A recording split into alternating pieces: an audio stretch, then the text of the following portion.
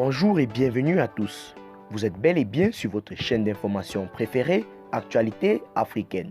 L'information nous place au sommet du monde et nous avons pour préoccupation majeure de vous informer non seulement sur l'actualité à l'échelle continentale, mais aussi mondiale.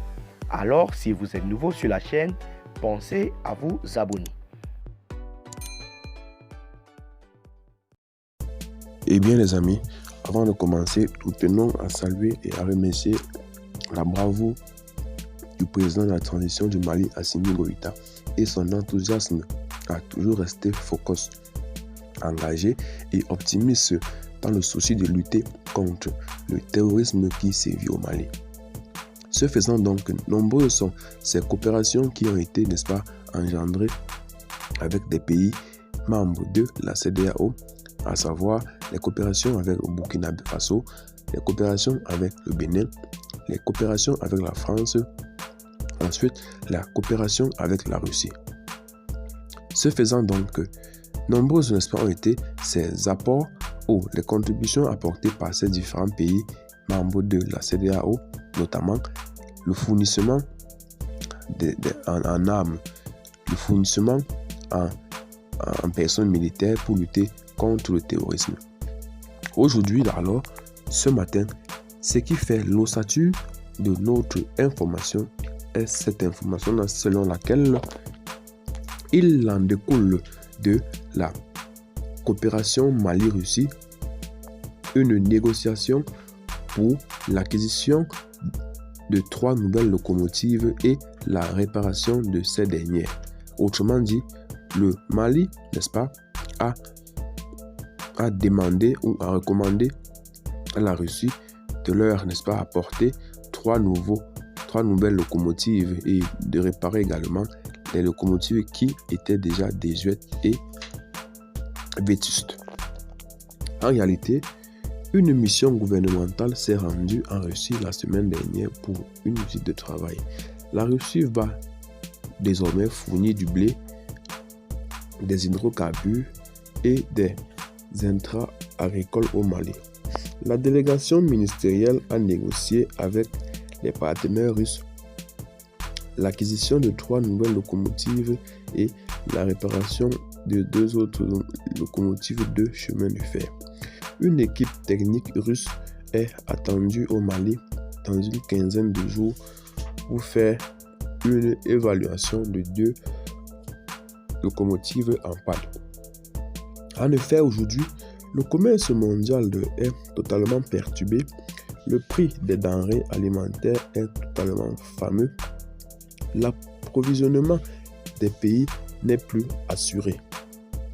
La logistique du commerce mondial a pris d'ascenseur, ce qui fait que chaque pays doit chercher à s'ajuster et à s'équilibrer ses comptes, précise le ministre Sano dans l'un de ses communiqués.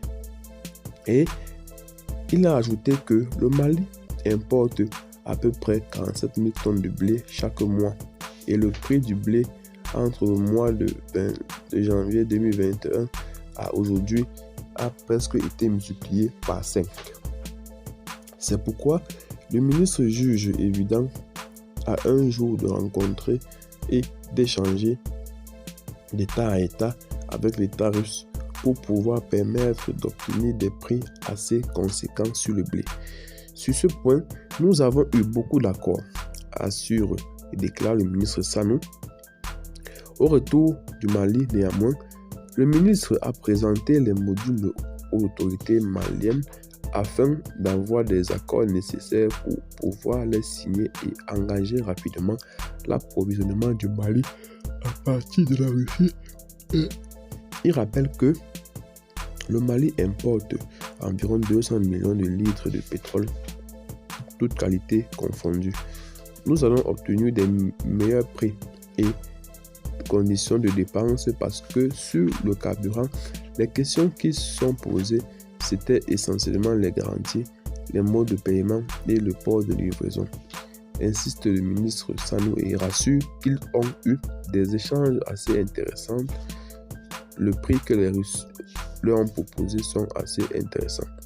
En ce qui concerne le volet locomotif, Faut-il rappeler que le président de la transition a instruit de tout faire pour que le chemin de fer puisse reprendre rapidement. La délégation ministérielle a pu échanger avec des homologues russes sur comment relancer le trafic ferroviaire. Le Mali avait un plan d'urgence d'environ 7 milliards qui a permis déjà de renouveler les rails, les gares et de reprendre le 3 ponts, le pont de Gadougou, le pont de Koumara et le pont de Bafoullabé. Il reste aujourd'hui à réparer des locomotives que nous avons, X1 et X2, et également acheter 3 locomotives, a-t-il également annoncé. Aussi, sur les intrants agricoles, le ministre ajoute que le prix des intrants a fortement augmenté.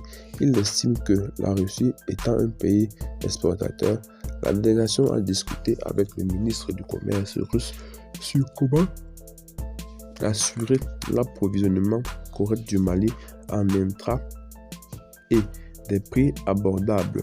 Il avance que des assures ont été données par les Russes sur la quantité auquel le Mali peut prétendre et les dates de livraison que le Mali va indiquer sont respectées. Ainsi, le Mali a pour à peu près 500 000 tonnes au total entre l'urée, la DAP et les complexes céréales, les complexes Toton et la partie fortement engagée. C'est donc ainsi que nous mettons fin à cette minute de l'information, mais avant, retenons que le Mali, bien qu'étant un pays envahi par la situation terroriste, n'est-ce pas, regorge de nombreuses denrées et de nombreuses dons dont la nature leur a fait. Donc, alors, c'est nécessaire donc pour eux, ce territoire malien, d'entreprendre ou d'envisager des coopérations ou des relations de commerce, d'importation et d'exportation avec les pays qui en sont bénéficiaires et ces pays-là qui, n'est-ce pas, sont dans le besoin, notamment la Russie. Alors, mettons donc le bouchon sur la bouteille pour fermer cette balade informationnelle et à nous revoir très bientôt pour de nouvelles vidéos. Surtout, abonnez-vous si vous n'êtes pas encore, partagez la vidéo si vous la trouvez intéressante et abonnez-vous pour ne rater aucune de nos prochaines vidéos. Déjà que vous informer à l'échelle continentale mondiale est notre souci et préoccupation majeure. Bye bye.